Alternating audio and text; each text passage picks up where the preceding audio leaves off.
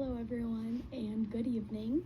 Today I will be presenting my presentation on special needs groups in disaster, their importance, and some steps we can do to promote inclusivity. A little bit about me. My name is Addison Lampy. I am a junior behavioral neuroscience student focusing in neurodegenerative diseases, which falls into the category of many special needs individuals. When looking at this project, I really wanted to investigate how disasters can impact these individuals' lives compared to our able-bodied or neurotypical counterpartners, and also how it affects their health, and with a big concentration in those who are elderly or medically complex, meaning they require constant medical care or a multidisciplinary approach from physicians. And finally, I wanted to see how my community could promote inclusivity for these individuals. I'm from Naples, Florida, and we've had several hurricanes in the past few years.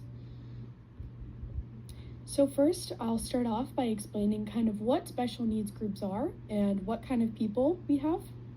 So special needs individuals include a wide variety of individuals with varying needs.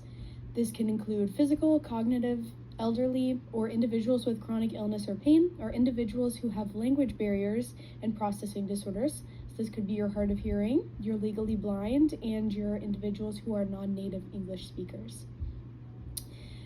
When looking at these groups, more care and attention should be aimed towards these individuals, as they may not be able to perform the necessary tasks to prepare in the event of a disaster or an emergency.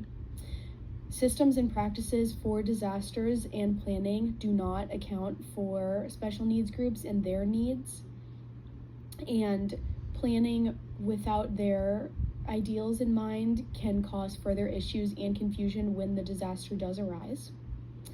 And as an example that I found, out of the estimated 1,800 individuals who lost their lives to Hurricane Katrina, hundreds, possibly even over 900 of those were elderly or special needs individuals.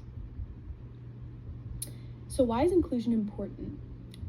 So what's named in both the Stafford Act and the FEMA planning procedures ensures that they encompass the entire community, and they say that they have a whole approach that incorporates everyone.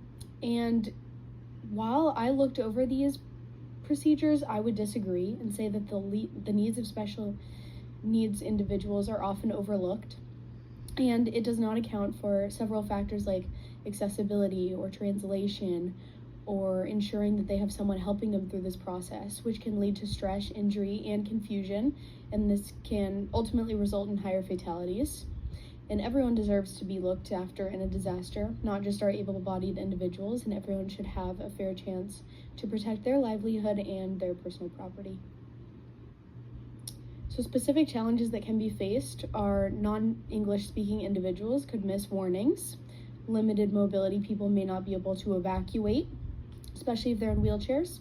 Chronically ill individuals or individuals that rely on machines from medicine, such as ventilators or feeding tubes, and the loss of medications and care providers can provide just confusion and chaos among the individuals who need it.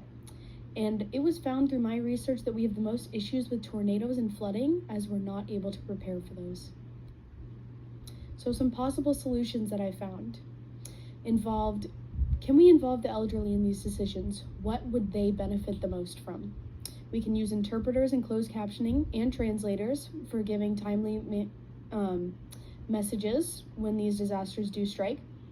Have an updated registry of volunteers and transporters that are able to help individuals.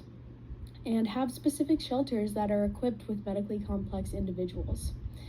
And finally, we can have certain areas for medical care who can triage on medical needs. So if someone knows they have constant medical intervention needs, they can go to a certain place. And with that, I just want us to reflect and think about what kind of changes could you make where you live or in our local Tallahassee area. And remember that special needs shouldn't be special in disaster, and everyone deserves help and inclusion. Thank you.